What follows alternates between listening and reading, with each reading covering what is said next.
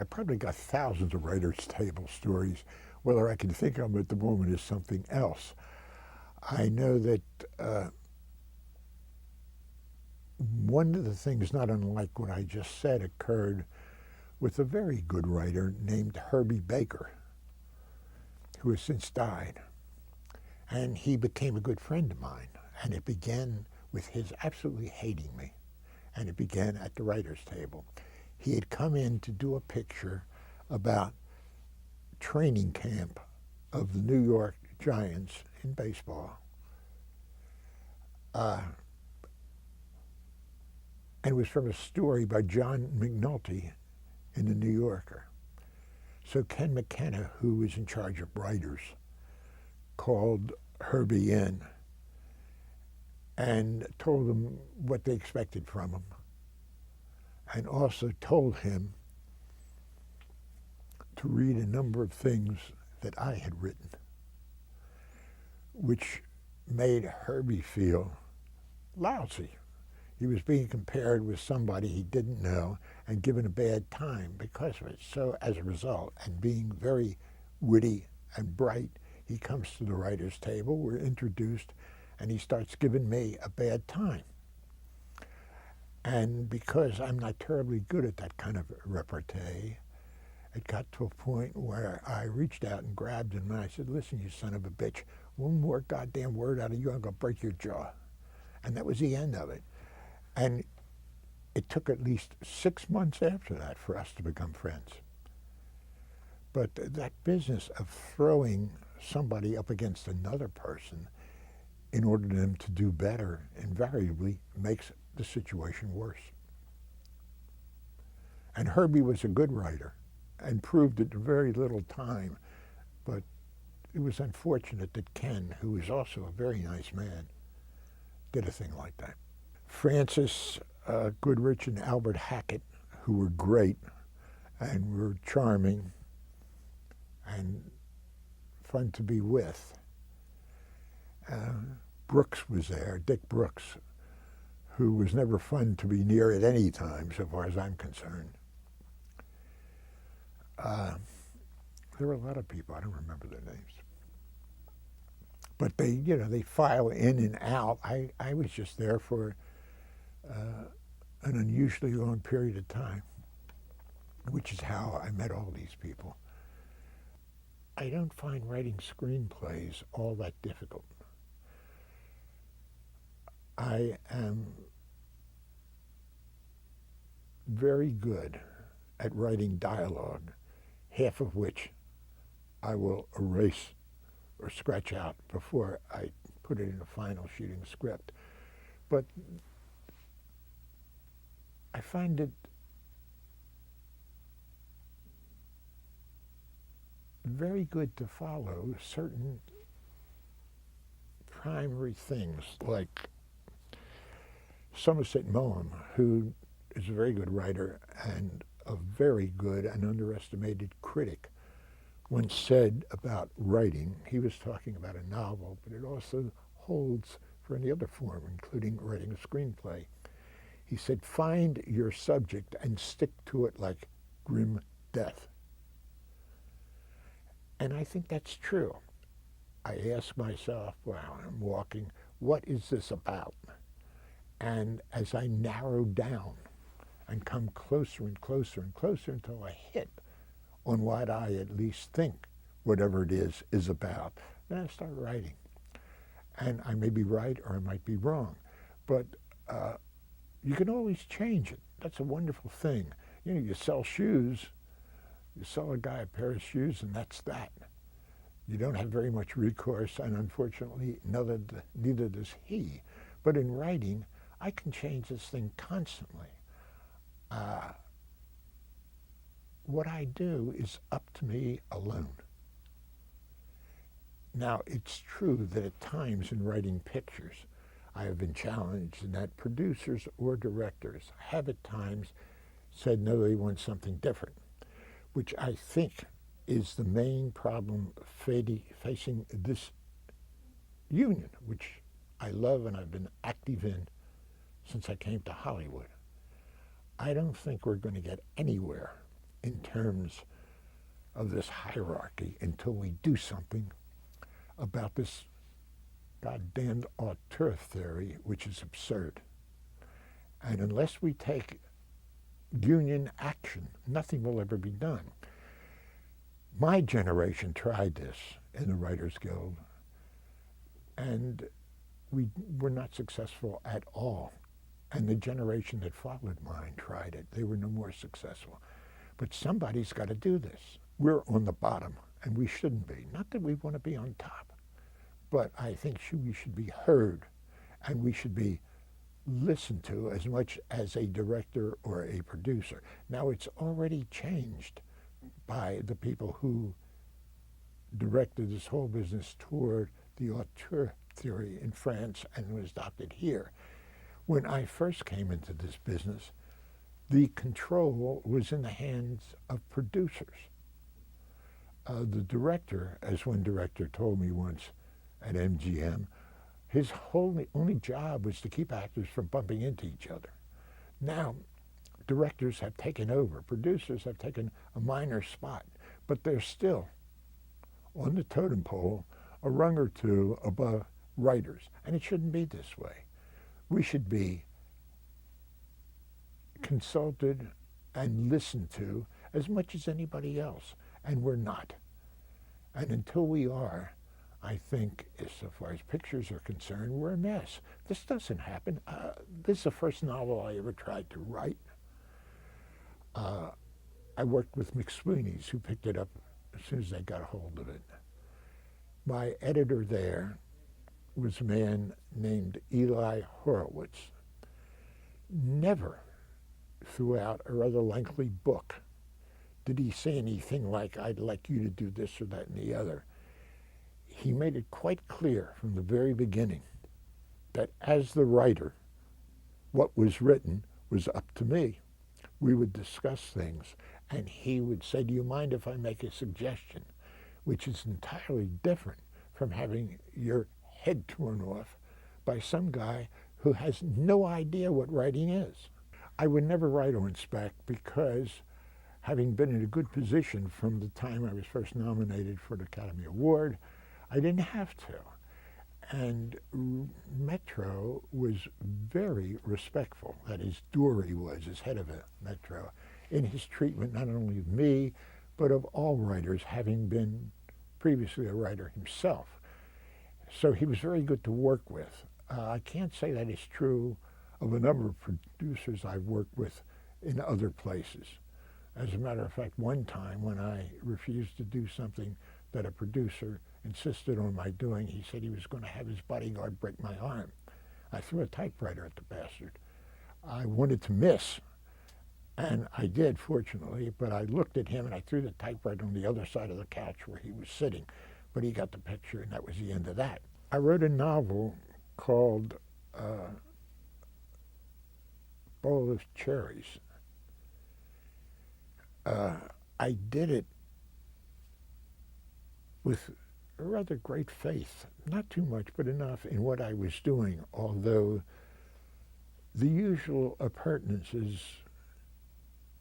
were not there and were not available. By that I mean, among other things, my agent died before I did. I didn't have an agent, and this happened 2 years ago, and I didn't know at that time of anybody who'd be interested in taking on an 88-year-old writer for pictures. Nobody did. Nobody came to the rescue.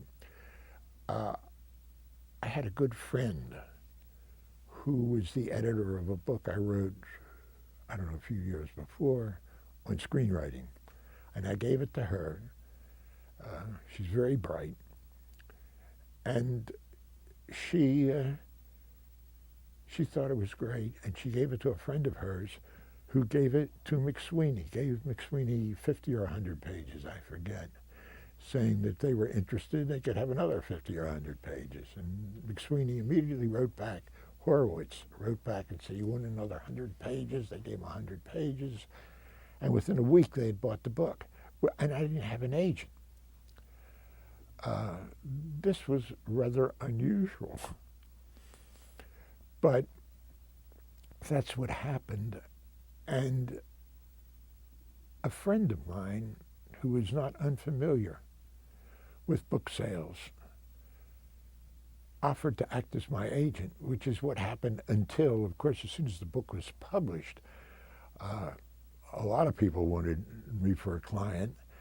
And my son in New York, who's also a writer, and he's a better writer than I am, he's a very good writer, he suggested an agent for me, and I like her very much. She's in New York, and she handles everything, and she's got an extension out here who's very good. So I'm fine for as long as I want to go on, and I see no reason for quitting because I could only get in trouble. What do you do to prepare when you've been given an assignment? I walk. I think about it to the best of my ability, which isn't always too good. But all kinds of things crop up, and I can only say that I think they come from my unconscious. I'm not aware of saying I'm going to do this or that and the other, but something will crop up, and then you get into the business of the old German thing, the als ob. What would happen if? And then you follow that through. If it goes anywhere, it's worth proceeding. If it doesn't, but you keep it up that way. But only very early in what so many people, like pitchers in baseball, laughingly call their career, only very early in mine did I do things like outline or use, as I said, these cardboard little rectangles of paper. Usually I let it kind of fly. And sometimes it works and sometimes it doesn't. It's never worked better than in this novel I just finished writing, which is almost all, everything that happens, and it's very realistic, but it's all out of my unconscious, which is apparently why, according to my wife, who's a psychotherapist, it hit some kind of note with just about everybody who's read it. It's gotten very good notices. I rely on what I think, and for want of a more explicit term, my unconscious. I go where some kind of inner direction is taking me. By draft, if you mean rewriting, of course I rewrite constantly. I don't particularly like it, but I know for me it is necessary. It's not necessary for everyone. There are a number of writers who feel that the first draft is it, and anything they do after that usually is because someone in a position of relative importance as regards the screenplay insists on it, but they don't like it. I do this myself. I don't like it when anybody else tells me how to write, unless that person qualifies as a writer. Then, of course, I'll listen to him, or as an editor. I'm very happy to listen to writer-producers, and the emphasis in listening to them is on their having been writers. The same thing is with writer-directors. But most of the time, it's been my experience that they simply don't know what the hell they're talking about. And again, Somerset Maugham, I think, was wonderful once at UCLA in terms of talking about his art, his craft, which was the novel, which also applies to screenplays or anything else. He spoke, and there was a question and answer period, and some young person in the audience raised his hand and snarled at Maugham, saying, "How do you write a novel?" And without hesitation, Maugham said, "There are 3 rules for writing a novel. Unfortunately," he went on, "nobody knows what they are." I think that applies to screenplays. There are all kinds of deviations from generation to generation, from one writer to another. Nobody until Sleepless in Seattle ever did a picture that worked where the hero and heroine don't meet each other until the last 30 seconds of the picture. Now, each of them is introduced, but never to each other. And there are all kinds of things like that. Aristotle said you cannot do, he was talking about a play about someone who doesn't have all his marbles. Forrest Gump is a nut, but it's a wonderful movie. It had never been done before. There are no rules. The only rule is you got to have some kind of talent. And what that is, nobody's ever been able to define. Some people have it, some people don't. So you don't pay much attention to things like, 3-act structure and plot points and... They're critics' words. They've been made popular by people who make a living out of being a critic. And they give a kind of stress to terms which may or may not have validity. They do, I'm sure, to some people. Anything I say doesn't apply to anybody at all except me. People have various ways of writing, of doing anything. And there are many of them who are much more successful than I am. I get up in the morning, I get on a treadmill for a short period of time, which is getting shorter with every day. I have breakfast, I take a shower, and I start to write. And I break for lunch, and that's the only time I break until possibly there's, say, a baseball game I want to see, which I will watch. Otherwise, I could work right into 10 or 11 o'clock at night until I go to bed. And I do this not 5 days a week, I do this 7 days a week, on Sundays and holidays and everything else. This is what I might laughingly call my life. There's a young man who you think has got some talent. What are you going to tell him? What advice are you going to give? Keep writing. And branch out in various. I tell him what I would tell any other young person who I think is talented or competent in this field. Keep it up. When Albert Maltz became one of the Hollywood 10, he had been quite successful before in his writing, but in going to jail for a year, during that period, he stopped writing. He never recovered. You got to keep it up. It's a curious business.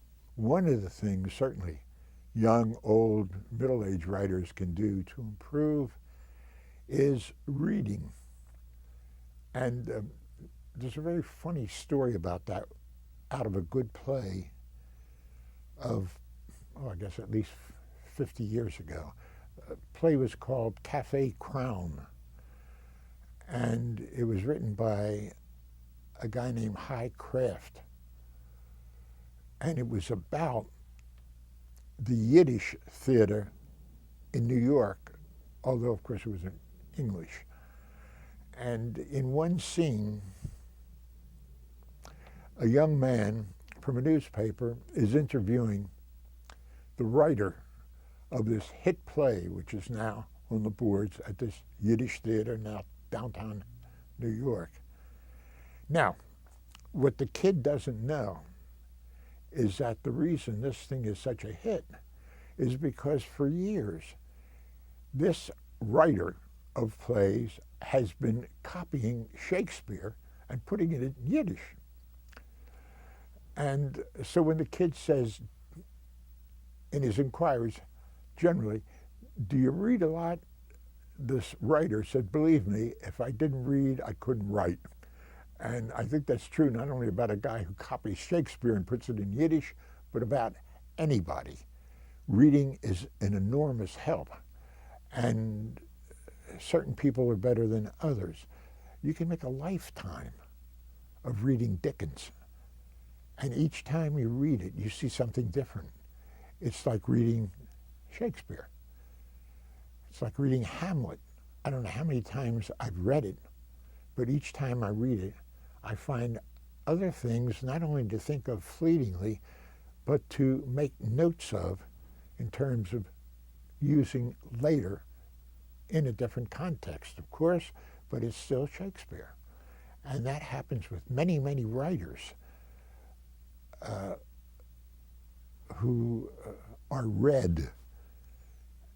And I think it's rather impossible for a guy to be a writer without reading.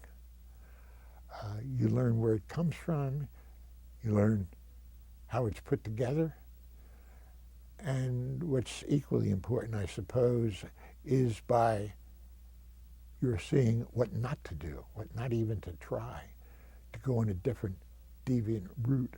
But reading is essential, I find. Now, there may be people who don't feel this, but I certainly do.